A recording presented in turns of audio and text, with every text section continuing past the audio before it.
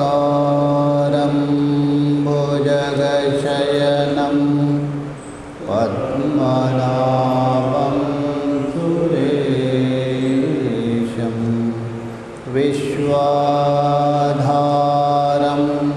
गगनसदृशं मेघवर्णं शुभांगं लक्ष्मीकान्तं कमलनयनं योगिभिर्ध्यानगम्यं वन्दे विष्णुं भवभयहरं सर्वलोकैकनाथं यं ब्रह्मा वरुणेन्द्ररुद्रमरुतः स्तुन्वन्ति दिव्यैस्तवे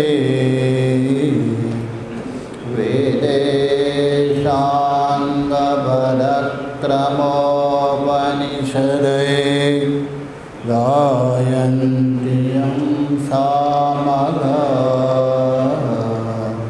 ध्यानावस्थिततद्गतेन मनसा पश्यन्ति यं योगिनो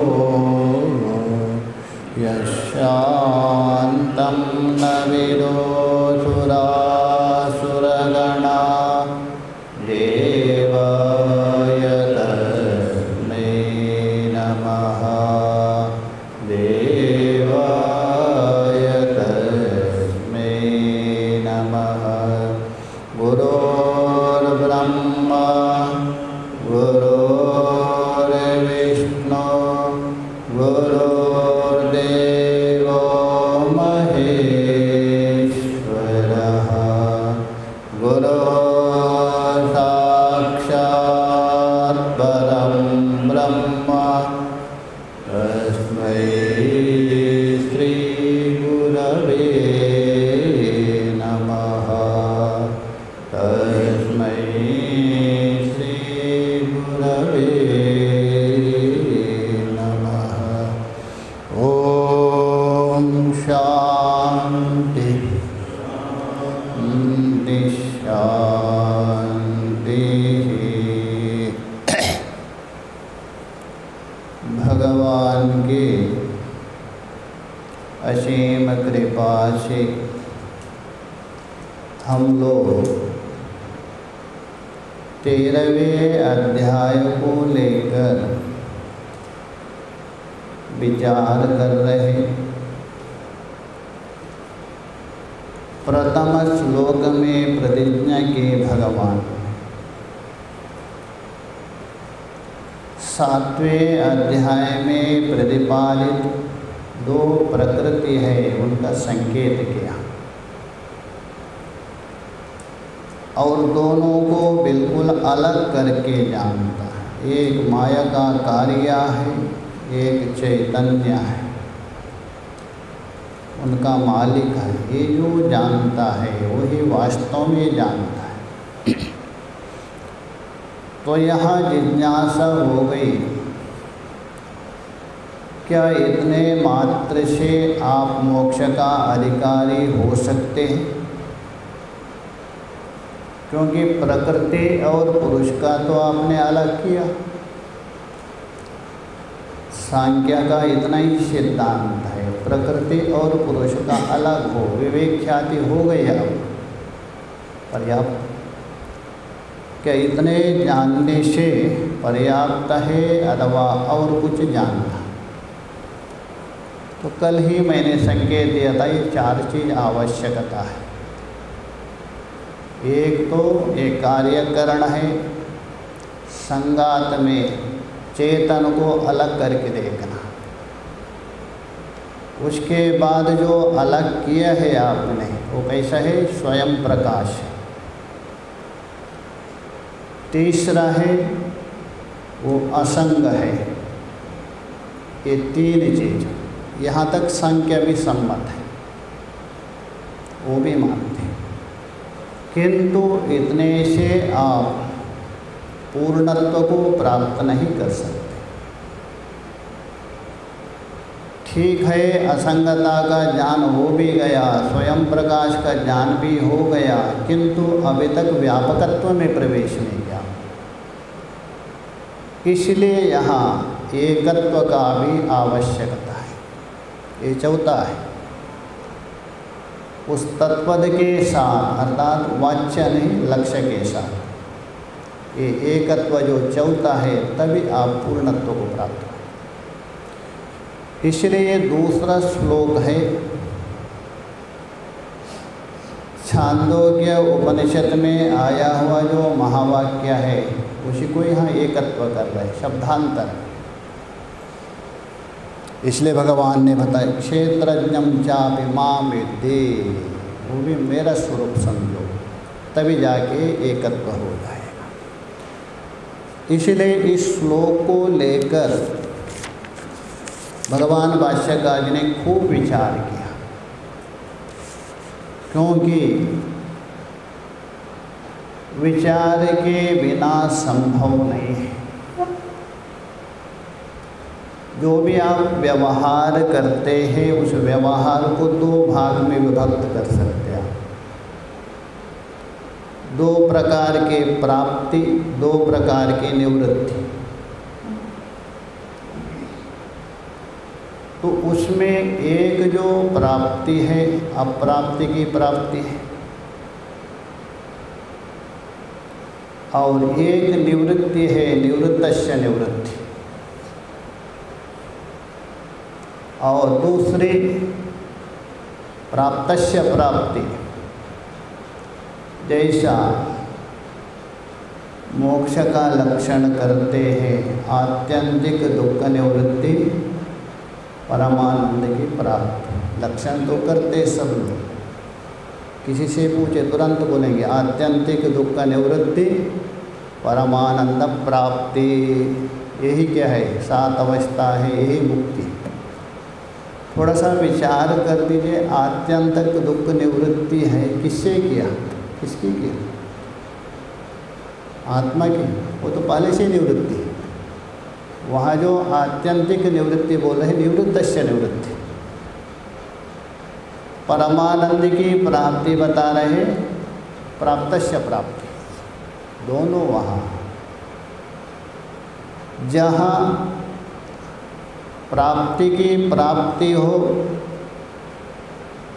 अथवा निवृत्ति की निवृत्ति हो, ये केवल बोध से, ज्ञान से ही संभव है, अन्य किसी साधन से नहीं।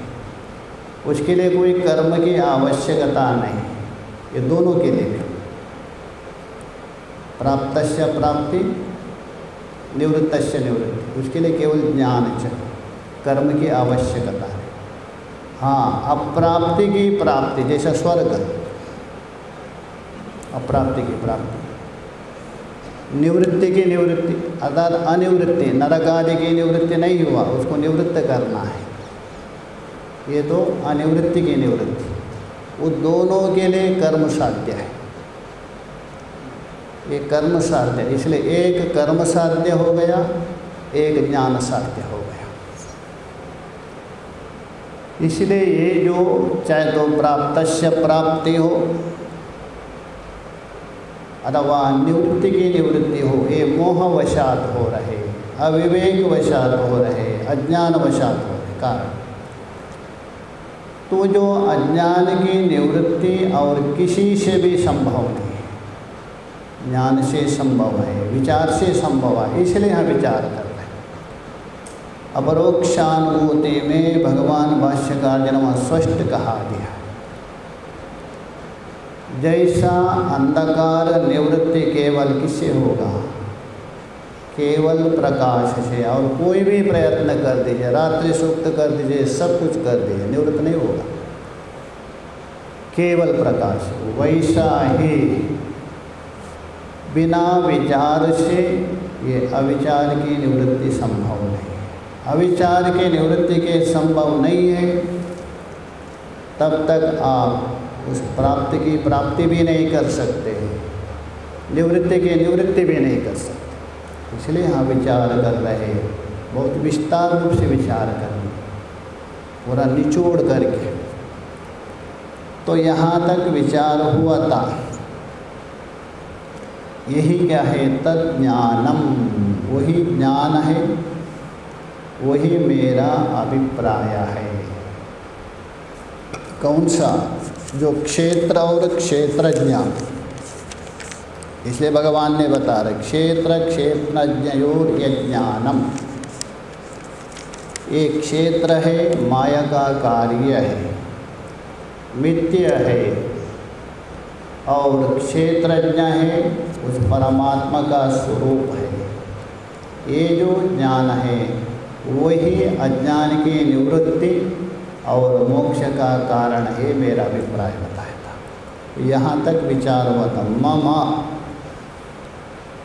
मम का अर्थ किया ईश्वरस्य विष्णु, यहाँ तक विचार हुआ था कल।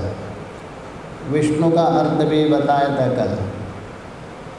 विष्णोति व्याप्नोति विश्वम इति विष्णु।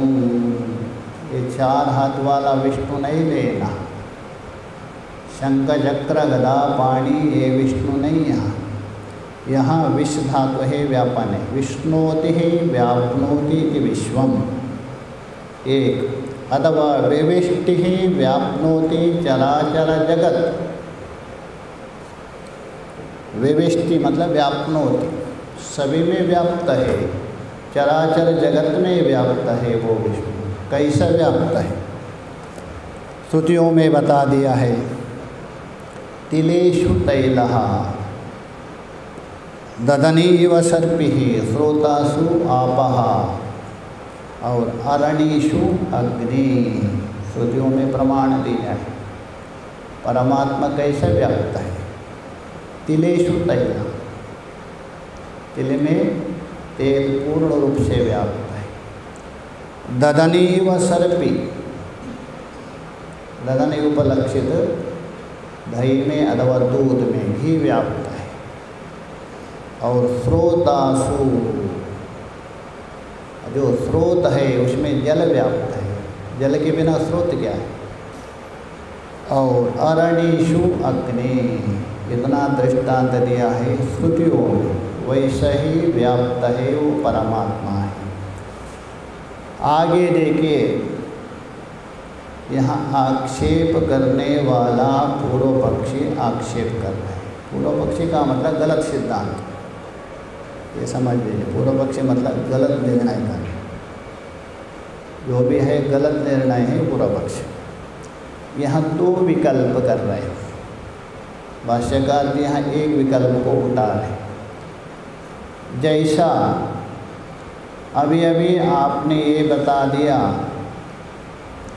एक क्षेत्रज्ञ है, मेरे से अतिरिक्त नहीं है, मेरे से अभिन्न है, ये बता दिया ना। अभी उसको लेकर यहाँ दो विकल्प कर रहे हैं। क्या यहाँ जीव को ईश्वर के अंतर भाव करके एकत्व कर रहे, अथवा ईश्वर को जीव के भाव। अभेद दो प्रकार के होते हैं ना।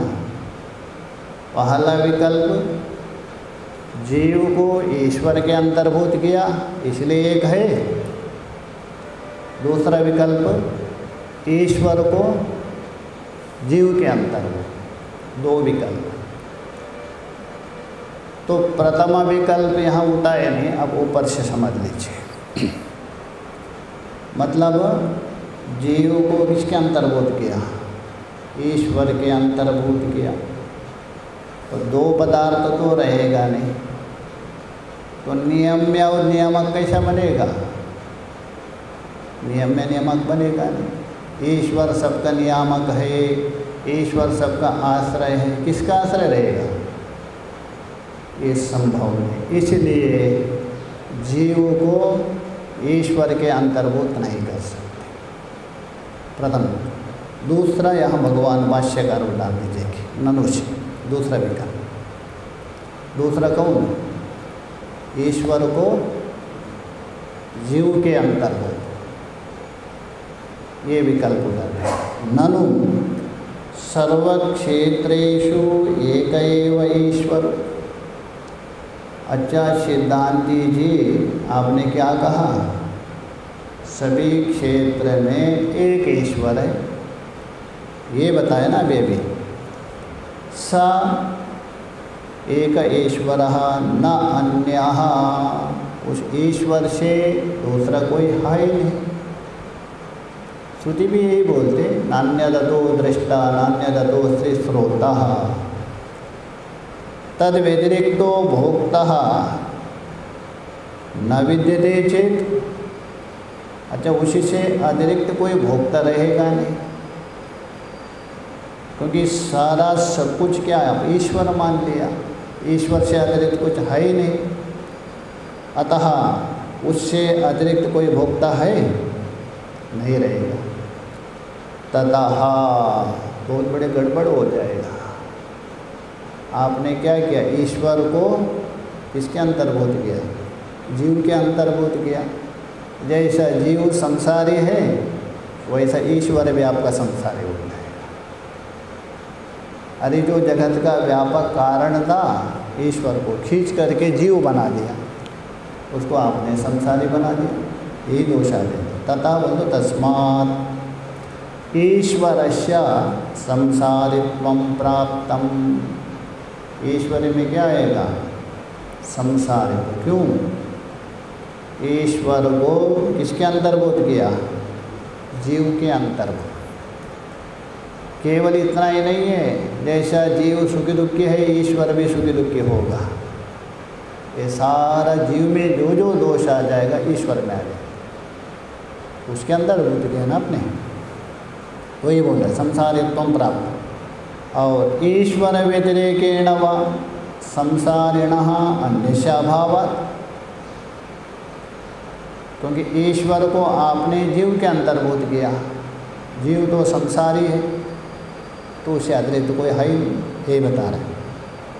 अभावात् संसार अभाव प्रसंगात्, और संसार रहेगा ही नहीं। जो ईश्वर है उसको जीव के अंतर्भूत किया और उससे अतिरिक्त कोई संसार है ही नहीं, तो संसार का अभाव होगा। संसार नाम का कोई चीज़ ही नहीं रहेगा। तीन है ना, आपका कल ही बताया था। वेदांत ये तीनों को लेकर विचार करता है, जीव, ईश्वर, जगत, तीनों को लेके विचार करते हैं। अभी तीनों को लेके विचार करने के बाद, विचार के बाद ये तीनों नहीं रहेगा, तीनों नहीं रहेगा। रहेगा कौन? जो रहेगा उसको बता नहीं सकता। जो अवशेष है बस वही रहेगा। ईश्वर रहेगा क्या? ये छह अनादि है। जीव ईशा विशुद्ध चित्त तथा जीवेशयोर्भिदा अविद्या तच्चितोर्योगा षडस्माकम अनादय। ये छह अनादि। छह अनादि में तीसरा शुद्ध चैतन्य है, वो अनादि और अनंत है। बाकी कोई अनादि है, अनंत नहीं है। अच्छा, ईश्वर कब तक है? जब तक जीव है तब तक ईश्वर है। जीव भाव समाप्त होने के बाद ईश्वर भी। एक ने किसी ने पूछा था ईश्वर को मानना चाहिए क्या नहीं। मैंने कहा आप अपने को जीव मानते हैं तो ईश्वर को मान लीजिए। अपने को जब तक आप जीव मान रहे तब तक आपको ईश्वर मानना ही पड़ेगा। अपने को आप जीव भाव नहीं मानते, ईश्वर अपने आप छूट जाएगा। छोड़ने का कोई ज़रूरत नहीं, वो उपाधि के द्वारा आया है ना। तो इसीलिए यहाँ बता रहे हैं संसार अभाव प्रसंगा, संसार नहीं रहेगा। तच्चा वो वयम अनिष्टम, ईश्वर को जीव मानना ये भी अनिष्ट, और संसार का अभाव मानना भी अनिष्ट है। दोनों अनिष्ट होगा। क्यों बता रहे? देखिए, अभी पूर्व पक्षी चल रहा है, हमारा सिद्धांत नहीं चल रहा है। गलत सिद्धांत पूर्व पक्षी का। क्यों अनिष्टम? देखिए, बंधा मोक्षा तदहेतु शास्त्र अनर्थक्यम, बंधन को बताने वाला शास्त्र, तयोर अन्यः पिप्पलम स्वादु अत्ति, मुंडक में नहीं आया ये बंधन को, तयोर अन्यः पिप्पलम स्वादु अत्ति, ये किसको संकेत कर रहे? जीव को बंधन में पड़ा है, कर्मफल भोग रहे हैं, उसको बता रहे हैं वो शास्त्र। और उसी प्रकार मोक्ष शास्त्र, एकत्वम अनुपश्यतः तत्र ओ मोहाकाशोः, ये मोक्ष को बताने वाला शास्त्र। दोनों लेना, बंध मोक्ष तद हेतु शास्त्र,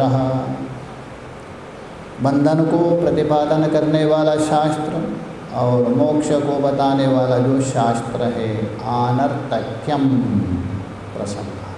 केवल इतना नहीं है, उपलक्षण लीजिए, गुरु अनर्थक हो जाएगा, शिष्य अनर्थक हो जाएगा, उपदेश अनर्थक हो जाएगा, साधना सब अनर्थक हो जाएगा। कोई है ही नहीं, किसके लिए करे? क्योंकि ईश्वर को जीव माना, संसार कोई अलग है ही नहीं, किसके लिए उपदेश करे? ये सारा अनर्थक हो जाएगा। प्रसंगात प्रत्यक्षादि प्रमाण विरोधाच, ये सब चल रहे कौन? पूर्व पक्षी। और प्रत्यक्षादि प्रमाण से विरोध भी आ जाएगा। देखिए, प्रत्यक्ष प्रमाण से कैसा विरोध आ रहे तो बता रहे। देखिए, प्रत्यक्षेण तावत, देखिए प्रत्यक्ष प्रमाण है ना, ये तो अपना असंज्ञात विरोधी, दो होता है, एक असंज्ञात विरोधी, एक संज्ञात विरोधी। असंज्ञात विरोधी का मतलब प्रत्यक्ष प्रमाण जब भी प्रवृत्त हो रहे, उसका विरोधी कोई भी नहीं। दृष्टांत के द्वारा समझ लीजिए, जैसा युधिष्ठिर का जन्म हुआ था, उस समय में उसका अधिकारी में कोई विरोधी थे? भीम भी नहीं थे, अर्जुन भी नहीं थे ना, अकेला था। तो अधिकारी का अविरोधी था, वो असंज्ञात विरोध, कोई भी विरोधी नहीं। किसी में भी विरोध करने वाले थे क्या? कोई नहीं, तो असंज्ञात। अर्जुन का जन्म हुआ, दो विरोधी बैठे थे, युधिष्ठिर और भीम, ये संज्ञात विरोधी। वैसे ही प्रत्यक्ष प्रमाण सबसे पहले मानते, वो जो प्रवृत्त हो रहे उसका विरोधी ना अनुमान है, ना उपमान है, ना आगम आया है। इसलिए प्रत्यक्ष प्रमाण को असंज्ञात विरोधी मानते। और आगमादि प्रमाण है संज्ञात विरोधी, जो आप अनुमान में प्रवेश करेंगे उससे पहले प्रत्यक्ष प्रमाण बैठा है, और आगम में प्रवेश करेंगे उससे पहले और दो तीन प्रमाण बैठे, संज्ञात विरोधी। इसलिए यहाँ जो संज्ञात विरोधी है कौन? प्रत्यक्ष प्रमाण। तो इसको लेके बहुत विचार किया है। ठीक है, प्रत्यक्ष प्रमाण क्या है आपका? असंज्ञात विरोधी। आगम प्रमाण हो गए क्या? संज्ञात विरोधी। तो आगम के द्वारा प्रत्यक्ष को बात कैसे करेंगे? ये तो अनुचित है ना। जैसा असंज्ञात विरोधी था युधिष्ठिर, संज्ञात विरोधी कौन? अर्जुन। क्या अर्जुन युधिष्ठिर को बात करेंगे? बड़ा है ना, ये तो संभव नहीं है, ये तो संभव नहीं। तो कैसा? इसलिए थोड़ा विचार कर दीजिए। आगम प्रमाण प्रत्यक्ष प्रमाण को बाध नहीं करता है, बोलते प्रत्यक्ष का बाध नहीं। तो क्या कर रहे हैं? प्रत्यक्ष प्रमाण का जो विषय है, प्रत्यक्ष प्रमाण से जो गलत सिद्ध हो रहा है उसको निराकरण करता है, प्रत्यक्ष प्रमाण को नहीं बाध कर रहे। कैसे बात करेगा? असंज्ञात। बोलते हैं प्रत्यक्ष प्रमाण का बात कर, नहीं करता। प्रत्यक्ष प्रमाण का जो विषय है वो गलत सिद्ध हो रहा है, वो आगम प्रमाण उसको निराकरण कर रहे हैं, प्रत्यक्ष प्रमाण का निराकरण नहीं कर। जैसा अर्जुन है युधिष्ठिर को निषेध नहीं कर रहा है, युधिष्ठिर यदि कोई गलत बोल रहा है उस बात का निषेध कर रहा है, वैसे ही आगम प्रमाण, अन्यतः प्रत्यक्ष प्रमाण को समाप्त नहीं कर सकते, आगम भी उसके ऊपर ही टिका माना जाता है। तो इसलिए हम बता रहे हैं प्रत्यक्षेण तावद, प्रत्यक्ष प्रमाण का विरोधी कैसा बता रहे हैं, सुख दुख हेतु लक्षण संसार उपलभ्यते, प्रत्यक्ष प्रमाण के द्वारा सुख दुखात्मक राग द्वेषात्मक उपलक्षण लीजिए, ऐसा जो कारण रूप संसार को देखा जाता है। और देखिए मैं मेरा ये सारा भेद दिख रहे कि नहीं प्रत्यक्ष प्रमाण से। तो इसलिए जो प्रत्यक्ष प्रमाण जो देख रहे व्यवहार सिद्ध है, सुख है दुख है राग है द्वेष है भेद, उसको आप निराकरण कैसा कर रहे हैं, ये संसार है। तो ये बोल रहे संसार उपलभ्यते, उसके बाद अनुमान प्रमाण से भी सिद्ध कर रहे हैं, किसको, संसार को, प्रत्यक्ष प्रमाण से भी संसार सिद्ध है, अनुमान प्रमाण से भी देखिए जगत वैचित्र्य उपलब्धे च धर्माधर्म निमित्तः संसार अनुमीयते। और ये जो जगत है विचित्र है, विचित्र मतलब विलक्षण है, एक जैसा नहीं दूसरा, भिन्न भिन्न है, स्वभाव भिन्न है, आकृति भिन्न है, आचार विचार भिन्न है, ये विचित्र है। ये जगत की विचित्रता को देखकर पुण्य और पाप हेतु को ये संसार का होना अनुमान किया जाता है। यहाँ अनुमान दिखा रहे, अनुमान कर दीजिए, विमतम ये पक्ष बनेगा, विचित्र हेतुकम ये साध्य बनेगा, विचित्र कार्यत्वा हेतु है, और दृष्टांत है प्रासादादिवत, प्रासाद बोल तो महान के समान। जैसे देखिए ये महल है, ये इतना बड़ा मकान है, ये विचित्र कार्य है क्या नहीं, एक का थोड़ा है, इसमें अलग अलग कार्य हुआ है, ईंट है पत्थर है और पेंटिंग, सारा अलग अलग कार्य हो गया, एक कार्य थोड़ा है, विचित्र कार्य है। और विचित्र हेतु भी है, ये जितना मकान बना है उसके प्रति एक हेतु थोड़ा है, दीवार खड़े करने के लिए ईंट कारण बन गया, बीम डालने के लिए लोहा कारण बन गया, और उसके लिए सीमेंट कारण बन गया, ऊपर पेंटिंग करने के लिए पेंट कारण हो गया, भिन्न भिन्न है। देखिए अनुमान जो घटाते हैं ना, उसकी तरीका पहले साध्य और हेतु ये दोनों दृष्टांत में बैठना चाहिए, साध्य और हेतु। साध्य मतलब जिसको आप सिद्ध करना चाहते हैं वो साध्य है, जिसके द्वारा सिद्ध करना चाहते हैं वो हेतु है, और जिसमें सिद्ध करना चाहते हैं वो पक्ष है। जैसा पर्वत में अग्नि को धूम के द्वारा सिद्ध करते हैं, अग्नि को कहाँ सिद्ध कर रहे हैं, पर्वत में, वो पक्ष हो गया। पर्वत में किसका सिद्धि हो रहे, अग्नि का, किसके द्वारा, धूम से, ये हेतु बनता है। इसी प्रकार यहाँ विचित्र कार्यत्वात्, इस हेतु से विचित्र हेतु कम सिद्ध करना है, किसमें, जगत में, जगत विचित्र हेतु है, ये उपलब्ध है, ये अनुमान प्रमाण अनुमीयते। सर्वम एतद अनुपपन्नम, और इतना नहीं, आगे और भी लीजिए, यहाँ दिया नहीं, शास्त्र भी प्रमाण है। तस्माद्वा एतस्माद् आत्मना आकाश सम्भूता आकाशाद् वायु, ये क्या प्रपंच को नहीं बता रहे क्या, अथवा यतः ऊर्णनाभि सृज्यते गृह्णते च, ये भी शास्त्र क्या है, संसार को बता रहे हैं ना, तो इसलिए ये भी नहीं। यहाँ तो दो ही उठाया, प्रत्यक्ष प्रमाण विरोध है, अनुमान प्रमाण विरोध, शास्त्र भी विरोध हो जाएगा। तो ये बोल रहे आत्मा संसारानुमेय सर्वम एतद् अनुपपन्नम, ये सारा प्रत्यक्ष प्रमाण बनेगा नहीं, अनुमान से विरोध, आगम प्रमाण से भी विरोध होगा। कभी आत्मा ईश्वर एकत्वे, ईश्वर को जीव के साथ अंतर्भूत करके एकत्व मानते हो, ये सारा दोष आ जाएगा। इतना नहीं और भी लेना, उपदेश है, गुरु शिष्य सारा व्यर्थ हो जाए। यहाँ तक है पूर्व पक्षी। अच्छा, इससे पूर्व पक्षी क्या सिद्ध करना चाहता है?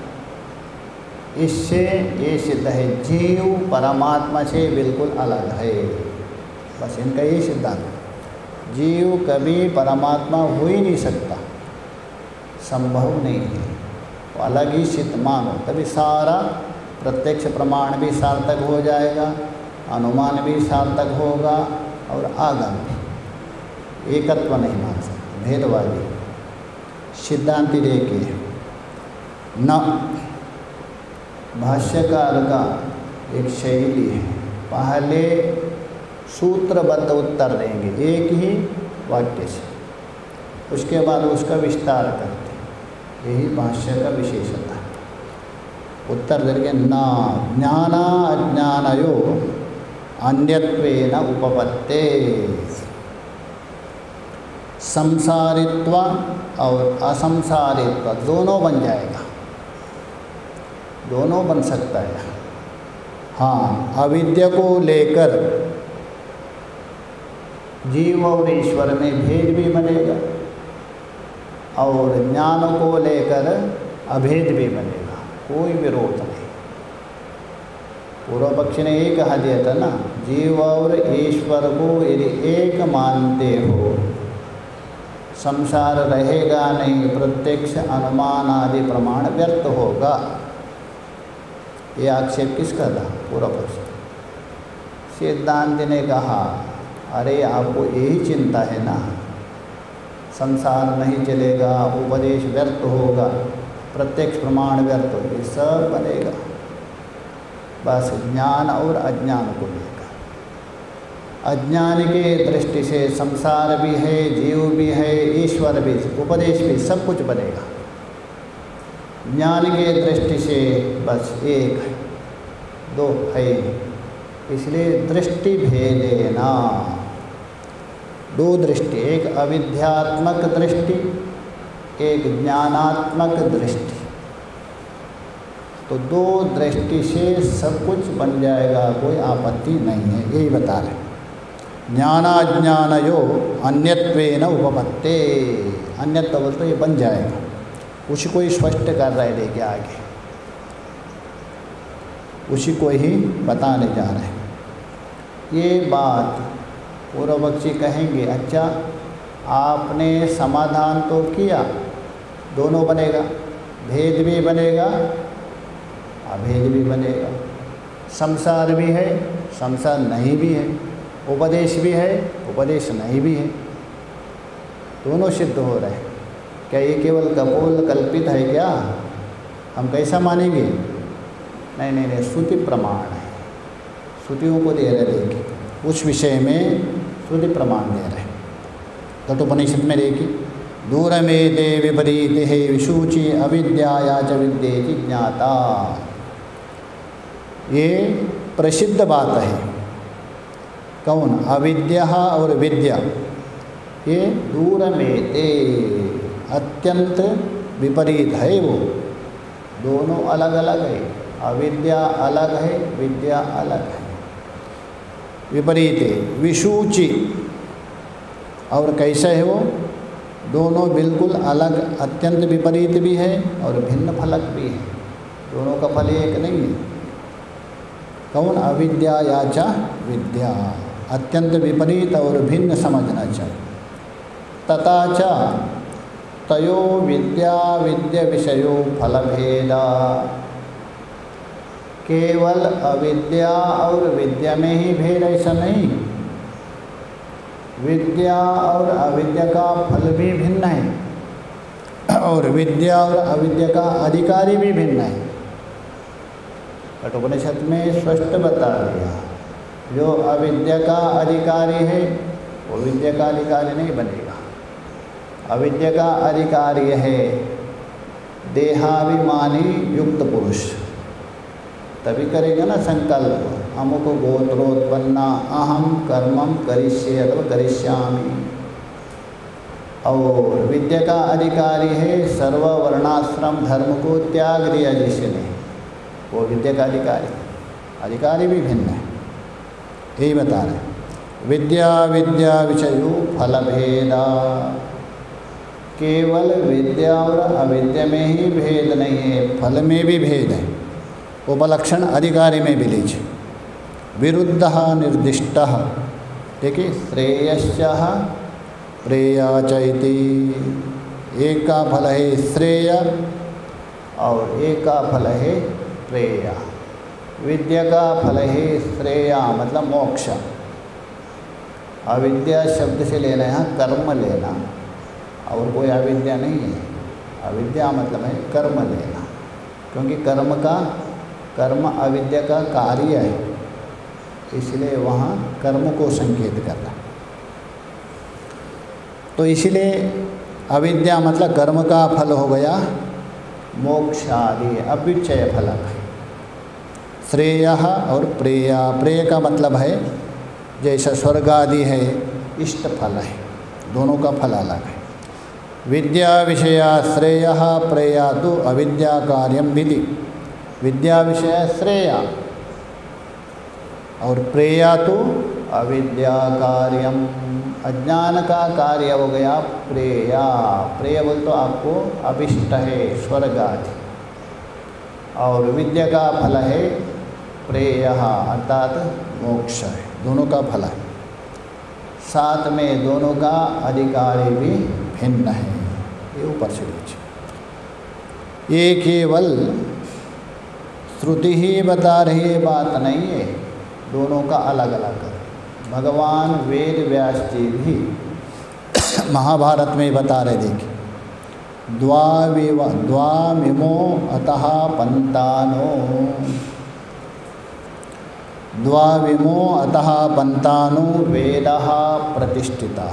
यहाँ पूरा नहीं दे रहे हैं, आगे कहे वेदः प्रतिष्ठितः प्रवृत्ति लक्षणो धर्म निवृत्ति चाह सभाषितः, पूरा श्लोक है। द्वौ इमो अवादेश हुआ है, दो है बाद में इमो है, द्वाविमो बन गया। जैसा द्वाविमो पुरुषो लोके, ये दो है, इमो अतः पंतानु, ये दो ही मार्ग है।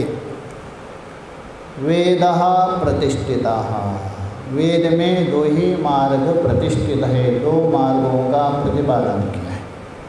कौन? प्रवृत्ति लक्षणों धर्मो निवृत्ति चाह सभाषिता, एक प्रवृत्ति लक्षण और एक निवृत्ति लक्षण, ये दो मार्ग।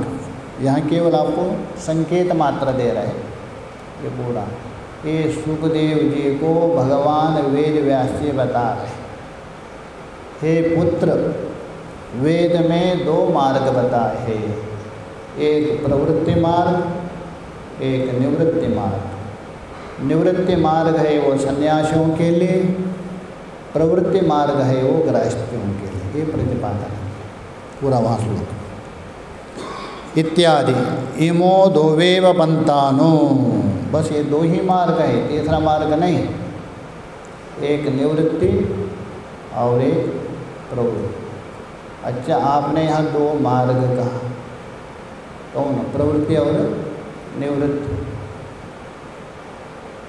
शास्त्र का तो श्रुति तो आपने अध्ययन किया है, वहाँ तो तीन मार्ग बता दिया। एक तो दक्षिणायन, दूसरा उत्तरायण, तीसरा तो जायस्व अमरेस्व हो गया। तो व्यास जी विरुद्ध कैसा बोल रहे हैं? श्रुति से विरुद्ध बोल रहे हैं ना, वहाँ तो तीन मार्ग कहा गया। एक तो देवयान है, एक पितृयान है, एक जायस्वमृयस्व। यहाँ तो कैसे, इसलिए वो तीनों मार्ग है वो प्रवृत्ति के अंतर्गत है। चाहे तो दक्षिणायन मार्ग है वो भी प्रवृत्ति किससे मिल रहा है, वो कर्म के द्वारा। उत्तरायण मार्ग किससे, उपासना के द्वारा, इसलिए प्रवृत्ति। जायस्वमृयस्व पाप के द्वारा मिल रहा है, ये भी प्रवृत्ति हो, इसलिए वो तीनों हैं प्रवृत्ति के अंतर्गत है। और निवृत्ति तो ज्ञान मार्ग है, उसकी कोई गति नहीं है, ज्ञान की कोई गति नहीं, इसलिए बोल रहे हैं इमो दो एवकार इसलिए लगा दिया, दो ही मार्ग है। जैसे वहाँ ऐषणा वाले तीन बताया, पुत्रेषणाश्च वित्तेषणायश्च लोकेषणा, बाद में श्रुति बताने नहीं दो ही ऐषणा है, साध्य साधन, उपाय उपेय, तीसरी है नहीं। वैसे ही हाँ दो ही मार्ग 55 इत्यादि च, ये महाभारत में बताया। और देखिए इसी गीता में इहाचा द्वे निष्ठे उक्ते, यहाँ स्वयं भगवान ने दो निष्ठा बता दिया। द्वितीय अध्याय में सूत्रबद्ध बता दिया, तीसरे अध्याय में उसको स्पष्ट किया। दूसरे अध्याय में देखिए वहाँ एषा ते अभिहिता सांख्ये बुद्धि योगे त्वं शृणु, यहाँ तक तुझे ये सांख्य निष्ठा निवृत्ति मार्ग बता दिया। दूसरे अध्याय के 39वें श्लोक में भगवान क्या बता रहे हैं, सांख्य अर्थात निवृत्ति मार्ग बता दिया। आगे आपको जो प्रवृत्ति मार्ग है कर्मयोग का विषय में बता रहा, ये दूसरे अध्याय में। तीसरे में तो षष्ठ कहा, लोकेस्मिन् द्विविधा निष्ठा पुरा प्रोक्ता मया नघ, ये लोक में दो ही निष्ठा है, एक ज्ञान निष्ठा, एक कर्म निष्ठा, एक निवृत्ति, एक प्रवृत्ति। गीता में भी बताया दो ही मार्ग है। उक्ति अविद्या च सह कार्येण विद्यया हातव्यः इति श्रुतिस्मृतिभ्यः न्यायेभ्यो अवगम्यते। कार्येण सह, कार्य के सहित अविद्या उसको त्यागना चाहिए। किससे, डंडा मार के नहीं, कर्म से नहीं, कर्म से नहीं हटा सकते, क्योंकि कर्म भी अविद्या का कार्य है। कार्य कभी अपना कारण को कुटाराघात नहीं कर सकता, इसलिए बोले विद्या। जो विद्या है, विद्या का मतलब यहाँ ब्रह्म विद्या, परा विद्या लेना। मुंडक में बताया ना, वे विद्ये वेदितव्ये, परा विद्या लेना, ब्रह्म विद्या। उस ब्रह्म विद्या के द्वारा, अथवा दूसरा शब्द है 90वें अध्याय में बताया राज विद्या अथवा आत्मविद्या, एक ही अर्थ है। आत्मविद्या कहिए, परा विद्या कहिए, ब्रह्म विद्या कहिए, अथवा ज्ञान मार्ग, एक ही। उसके द्वारा कार्य के सहित अविद्या को क्या करना चाहिए, हातव्य। जो साधक है, जिज्ञासु है, आत्यंतिक सुख का अनुभव करना चाहता है, ये संसार में बारंबार नहीं आना चाहता है, उसके लिए अवश्य त्यागना चाहिए। भाष्यकार बता, ये बात भाष्यकार ये बता, मैं नहीं कहा रहा हूँ। श्रुति स्मृति न्यायेभ्यो अवगम्यते। श्रुति है, स्मृति है, न्याय बोल तो युक्ति, इनके द्वारा सिद्ध होता है। श्रुति बार बार बता रहे, अरे इस अविद्या लोग अविद्यायाम विद्यमाना अंधेना यतः अंधा करके। तो इसलिए जो श्रुति है, स्मृति है, न्याय है, ये स्पष्ट बता रहे कार्य सहित अविद्या को त्यागना चाहिए। अभी देखिए अलग अलग दे रहे, श्रुति अलग देंगे, स्मृति अलग देंगे और युक्ति। इससे अरे पूर्व पक्षी, उन्हें आक्षेप किया था ना, क्या जीव और ईश्वर को एक मानने से सारी अव्यवस्था हो जाएगी, कभी कोई अव्यवस्था नहीं होगा, उल्टा अच्छी प्रकार से व्यवस्था होगा। विद्या और अविद्या को लेकर सारी व्यवस्था बन जाएगी। और श्रुति स्मृति युक्तियों को भी यही अभिप्राय है, ये आगे भी बताएंगे कल विचार। ओम पूर्णमदः पूर्णमिदं पूर्णात् पूर्णमुदच्यते पूर्णस्य पूर्णमादाय पूर्णमेवावशिष्यते। ओम शांति शांति शांति।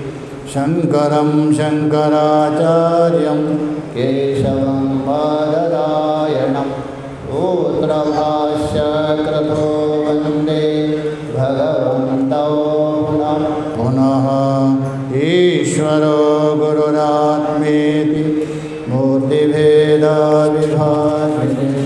व्योमवद्व्याप्तदेहाय दक्षिणामूर्तये